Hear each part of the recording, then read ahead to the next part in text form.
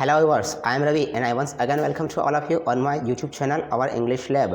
Guys, today again I am going to discuss about a very important structure that is in favor of. So guys, it's a very interesting and easy structures. So let's start this structure. Guys आज हम फिर discuss करने जा रहे हैं एक बहुत ही important structure जिसका नाम है इन फेवर ऑफ। गाइज ये स्ट्रक्चर इंग्लिश न्यूज़पेपर का फेवरेट बना हुआ है। जब आप इंग्लिश न्यूज़पेपर उठाकर देखेंगे तो कहीं ना कहीं हर न्यूज़पेपर में आपको ये स्ट्रक्चर एक या दो जगह 100% मिलेगा गाइज, इन फेवर ऑफ। तो गाइज आइए इसी स्ट्रक्चर को आज समझते हैं क्या होता है इन फेवर ऑफ। फ्रेंड्स, ये एक फ्रेज़ है जिसका हिंदी मीनिंग होता है के पक्ष में। जी हाँ गाइज, इन फेवर ऑफ एक फ्रेज़ है जिसका हिंदी मीनिंग होता है के पक्ष में।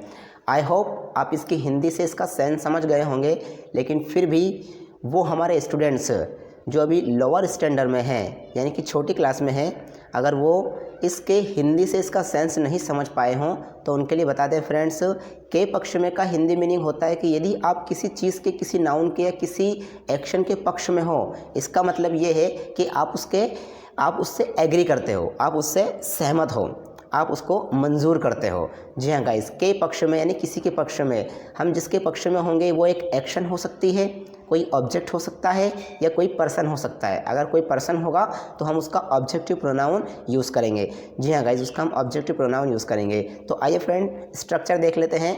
सबसे पहले हम लिखेंगे सब्जेक्ट प्लस हेल्पिंग वर्ब लिखेंगे, उसके बाद इन फेवर ऑफ लिखेंगे और उसके बाद हम लिखेंगे एक नाउन जिसके पक्ष में होने या ना होने की बात हम कर रहे हैं, या फिर अगर कोई पर्सन है तो उसका ऑब्जेक्टिव प्रोनाउन लिखेंगे, अगर एक्शन है तो हम उसको जिरंड फॉर्म में लिखेंगे। जी हाँ गाइस, वर्ब का gerund form, participle form, forms और इन्फिनेटिव फॉर्म्स, ये वर्ब एडवांस में हम डिस्कस करेंगे। आप जानते हैं, अच्छी बात है, नहीं जानते तो बहुत जल्द आप उसको पढ़ने वाले हो। तो फ्रेंड्स आइए कुछ सेंटेंस की एग्जांपल से हम इसको अच्छे समझने की कोशिश करते हैं। सेंटेंस देखिए फ्रेंड्स, यदि आपको कहना हो कि तुम मेरे पक्ष में हो, यानी कि जो जैसा मैं कहता हूँ, जैसा मैं करता हूँ, तुम उससे एग्री करते हो, तुम उससे सहमत हो, तो इसका मतलब ये है कि तुम मेरे पक्ष में हो।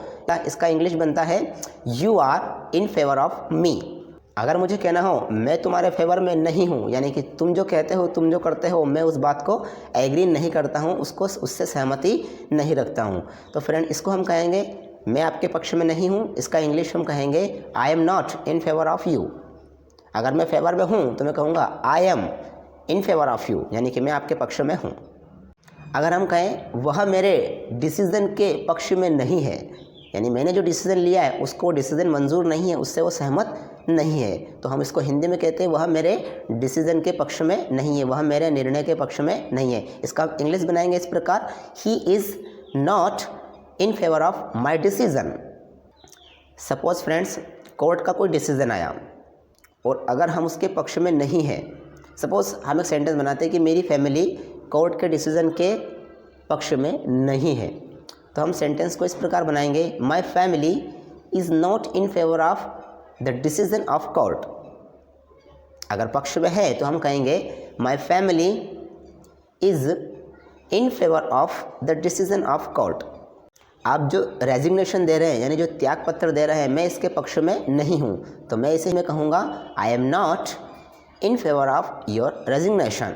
सपोज़ आपने किसी के सामने कोई प्रस्ताव रखा, कोई प्रपोज़ल रखा, अगर वो उस प्रपोज़ल को एक्सेप्ट करता है, उससे एग्री करता है, उससे सहमत है, तो आप कहोगे he is in favour of this proposal, वह इस प्रपोज़ल के पक्ष में है।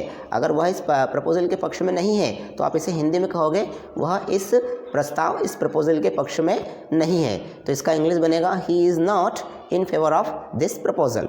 सो गाइस, इसी प्रकार से हम इस स्ट्रक्चर की हेल्प से किसी के पक्ष में होना नहीं होना इसको हम डिफाइन कर सकते हैं। फ्रेंड्स, यही आज का हमारा एक छोटा सा स्ट्रक्चर था। अगर वीडियो पसंद आए तो वीडियो को लाइक करके चैनल को सब्सक्राइब करें, बेल आइकन को ऑल पर सेट करें ताकि नए आने वाले वीडियो की नोटिफिकेशन आपको जल्दी से सबसे पहले मिल जाए। थैंक यू गाइड्स, फिर मिलते हैं एक नए वीडियो में एक नए टॉपिक के साथ। तब तक के लिए बाय बाय।